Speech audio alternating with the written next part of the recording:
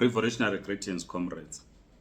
Zimbabwe Communist Party Central Committee resolutions adopted 17th February 2024 under Preamble. The political report to the Central Committee dealt in some detail with the change in the world balance of forces, reminding the meeting that the Zimbabwe Communist Party has consistently maintained that in Zimbabwe we have a dual struggle against imperialism externally and the parasitic black bourgeoisie internally. And going on to say, the development of capitalism led to the creation of a working class and the exploitation of labor by capital. Imperialism led to the creation of the global capitalist system and the exploitation of poorer countries by rich countries. We should note that although the anti-imperialist struggle and the class struggle are related as inevitable developments in the growth of capitalism, they are not identical. With these principles in mind, the Central Committee adopted the following resolutions. 1. The NATO war against Russia. The Zimbabwe Communist Party fully supports Russia in its war of survival against NATO, in which Ukrainians are being used as cannon fodder to promote the business interests of the US military-industrial complex. We recognize that this proxy war from the time of the Maidan coup of 2014 was purely the product of US imperialism. The ZCP, however, notes that Russia is no longer the USSR and is capitalist in character. We further note that the Communist Party of the Russian Federation, led by Comrade Gennady Zhuganov, is currently the main opposition to United Russia led by President Vladimir Putin, and that the CPRF is in full support of the government of the Russian Federation in this anti-imperialist war. We note also that the circumstances of the current war have pushed Russia away from Western economic domination and internally weakened the hold of the oligarchs who had gained control of the economy following the 1991 counter-revolution. In Ukraine, we support the Communist Party of Ukraine, now forced underground and all political prisoners arrested and tortured by the Banderit Nazis hiding their real identity behind the image of Jewish comedian Zelensky. We look forward to the defeat of fascism in Ukraine and its denazification. The ZCP looks forward to the working class in both Russia and Ukraine reasserting the position which it took through the Great October Socialist Revolution of 1917 under the leadership of Comrade V.I. Lenin and maintained through the victory over fascism in 1945 through the Great Patriotic War under the leadership of Comrade J.V. Stalin. 2. Anti-imperialist South Africa. The Zimbabwe Communist Party notes the whole anti-imperialist steps taken by the ANC government of South Africa, refusing to bow to the pressure of the US-led international community to condemn Russia in fighting back against the existential threat posed by the USA and the NATO, forcing the CIA organized Maidan coup in Ukraine in 2014. Hosting the 15th BRICS Summit in October 2023, leading to the expansion of the organization with a view to ending the world domination of the US dollar. Taking the state of Israel to the International Court of Justice for genocide against the Palestinian people. The Zimbabwe Communist Party wishes the African National Congress well at the forthcoming general elections. It is one of the few national liberation movements which have retained its anti-imperialist stand. 3. Relations with the People's Republic of China and the Communist of China. The Zimbabwe Communist Party notes with great satisfaction the huge advances made by the People's Republic of China since the victory of the Communist Party of China in 1949 under the leadership of Comrade Mao Zedong. The ZCP supports the One China policy and recognizes Taiwan as a province of China. The ZCP congratulates the Chinese people in the huge strides they have made under the leadership of the CPC.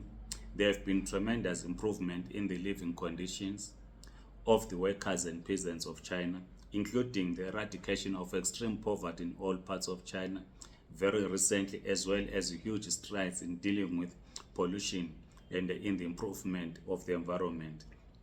The ZCP also recognizes the important role played by China within BRICS and in the ongoing formation of multipolar world. In Zimbabwe, the ZCP recognizes the long-standing relationship between ZANU-PF and the CPC.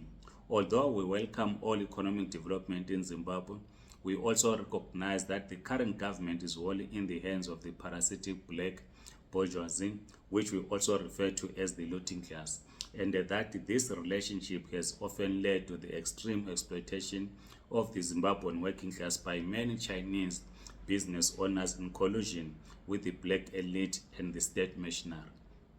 We call on all Zimbabwean workers, especially those in the mining industry, to unionize, unite, and fight for the implementation of all wage agreements, labor laws, and safety regulations, regardless of who owns the company. We note with regret that on occasions, the embassy of the People's Republic of China in Harare has supported Chinese enterprises against Zimbabwean workers, even where there have been blunted disregard of the conditions of Zimbabwean workers. The ZCP therefore seeks a frank bilateral meeting with the Communist Party of China. 4. Anti-imperialist struggle. The Zimbabwe Communist Party will always fight for the interests of Zimbabwean workers and the peasants within the context of the current anti-imperialist struggle. The Zimbabwe Communist Party calls for the convening of a strong anti-imperialist center at the current time as Western imperialism fights back viciously against its declining dominance, and the global anti-imperialist front, which includes nations and the movements with the different economic and ideological perspectives, advances. The communist movement must regain its leadership role within the anti-imperialist front. 5. The reversal of land reform by the ZANU-PF government. The Zimbabwe Communist Party notes that the current ZANU-PF government is determined to overturn the land reform program initiated by war veterans in 2000. According to information we have received, this process began in Mashonaland West Province, has moved to Masvingo, Matabeleland North and Matabeleland South, while plans to remove people in all provinces are underway. The excuse is that those being removed have never received official letters giving them entitlement, yet many of them have been settled for over 20 years. We note that it was revealed in her divorce settlement that Bona Mugabe owned 21 farms. We believe that other senior looters have multiple farms too, while the peasants are being driven from the land they fought for in both the second and third Chimurenga. Currently, the ZCP is gathering information on the reversal of the land reform process. We encourage our peasant communities to resist land removals by all means available. In some instances, there have been settlement on waterlands. In such cases, especially where people have been settled for a long time, people have to be removed because of the water problems we have in Zimbabwe, but alternative accommodation must be found for them. Similarly, on mining projects, those being removed from the land due to mining must be given alternative land and housing at least as good as that from where they have been removed. The ZCP therefore calls for the convening of the land conference as soon as possible to include all those with genuine interest in land reform. 6. National Economic Dialogue. Noting the high levels of poverty and the inability of the government to build the economy, the ZCP calls for a national economic dialogue to discuss the building of a national democratic economy based on national planning linked to devolution of power to the people. 7. Free education. Noting the high school fees in schools across the country and the increasing inability of parents to send their children to school due to poverty, the ZCP calls for state intervention. Education must become free from primary school to university. Kukuraundi, that's number 8. Noting the ongoing consultation, that's number 7, sorry, on Kukurawundi. Noting the ongoing consultations with the traditional chiefs over Kukurawundi, the ZCP rejects the government approach and calls on the establishment of an international commission to investigate the circumstances that led to the genocide. We do not believe that the ZANU-PF government is capable of investigating its own crimes. Although the genocide was concentrated in the Matabeleland and Midlands provinces against the Ndebele and Kalanga people, the ZCP is aware that a significant number of killings of ZAPU supporters also took place in Mashonaland, West, Manicaland and Masvingo provinces. Government must release the reports made by the Dimbuchena Commission in 1982 and the Chihambagwe Commission in 1984. Neither of these reports have been made public. The ZCP notes with concern that our traditional leaders, the chiefs, are being assigned the task of dealing with the legacy of Kukurawundi, which is outside both their capacity and their mandate. The rightful body with a constitutional mandate to deal with such issues is the National Truth and Reconciliation Commission. Vice President of the Chiefs Council, Chief Fortune Charumbira, has stated that there is no concept of genocide in African languages. The ZCP refused this claim together with the obvious attempt to minimize the crime of Kukurawundi. Once again, we demand the release of the reports of the 2 commissions of inquiry mentioned above. Until these are released, we cannot recognize as serious any move by the government to deal with the subject.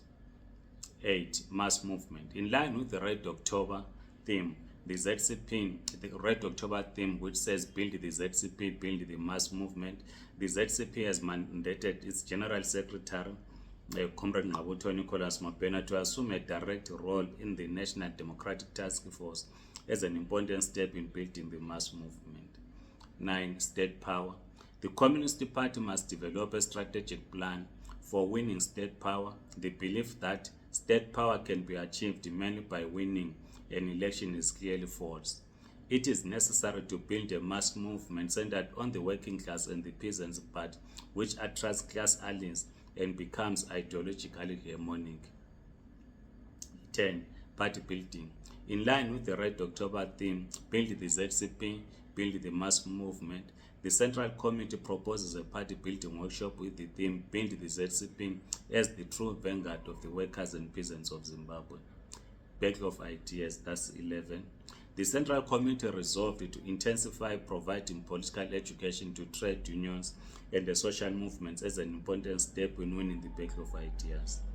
Last, the Resolution 12, Second Congress. The Zimbabwe Communist Party Central Committee resolved to hold the Second Congress of the Zimbabwe Communist Party in Manicaland Province from the 30th August 2024 to the 1st of September 2024. The Central Committee will act as the Congress Preparations Committee. Please write your comments, like this video, subscribe to this YouTube channel. If you are on TikTok, please do follow us. Amandla Comrades.